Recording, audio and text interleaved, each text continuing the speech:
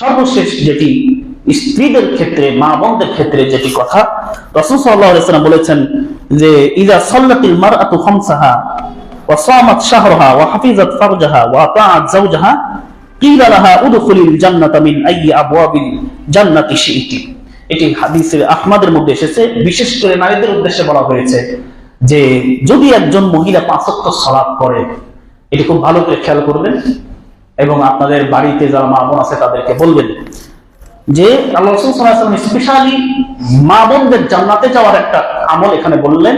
সেটি হলো যে মহিলারা 5 ওয়াক্ত সালাত যদি পড়ে এবং যদি তারা রমজানের রোজা রাখে এবং লজ্জাস্থানের হেফাজত করে, ও হাফিজাত ফারজাহা, এটা খুবই গুরুত্বপূর্ণ কথা। লজ্জাস্থানের হেফাজত বলতে এক কথায় সে ইসলামের পর্দা মেইনটেইন করে চলবে এবং সে তার লজ্জাস্থানের হেফাজত করবে। অবৈধ কোনো সম্পর্কে জড়িত হওয়া যাবে না, অবৈধ কোনো সম্পর্কে জড়িত হতে পারবে না। এক কথায় নিজেকে পুত পবিত্র রাখবে।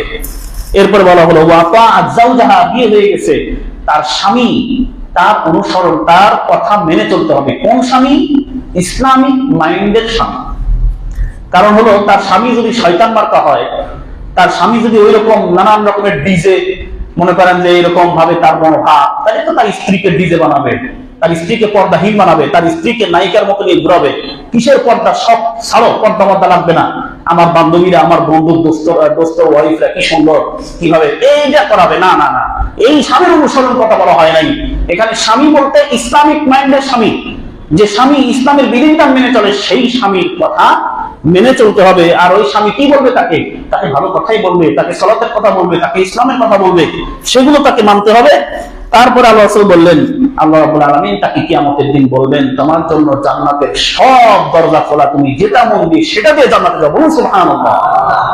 তাহলে নারীদের জন্য জান্নাতে যাওয়া সহজ না কঠিন? সহজ। নারীদের জন্য জান্নাতে যাওয়া সবচেয়ে সহজ, কিন্তু তারাই বেশিরভাগ জাহান্নামী। কেন সহজ? কারণ নারীকে আল্লাহ রাব্বুল আলামিন জিজ্ঞাসা করবেন না তোর স্বামী কোথা থেকে ইনকাম করে এনেছে, তুই উত্তর দে। সেই প্রশ্ন আল্লাহ স্ত্রীকে করবেন না, এই প্রশ্নের উত্তর স্বামীকে দিতে হবে। দেখেন তাইলে স্বামী কোথা থেকে ইনকাম করে আনলো সেটা খোঁজ খবর নেওয়া তদারকির দায়িত্ব স্ত্রীর না। তবে যদি সে জানতে পারে যে স্বামী এই অন্যায় করে, এইভাবে হারাম ইনকাম করে, সেটাকে রিকোয়েস্ট করবে, তাকে বলবে, বুঝাবে, এই পর্যন্ত। কিন্তু এই জবাবদিহিতা স্ত্রীর না। বাকি তার লজ্জাস্থান হেফাজত করা, স্বামীর কথা মেনে চলা, 5 ওয়াক্ত সালাত পড়া, এরপরে রোজা রাখা, এভাবে চললে তার জন্য জান্নাত নিশ্চিত।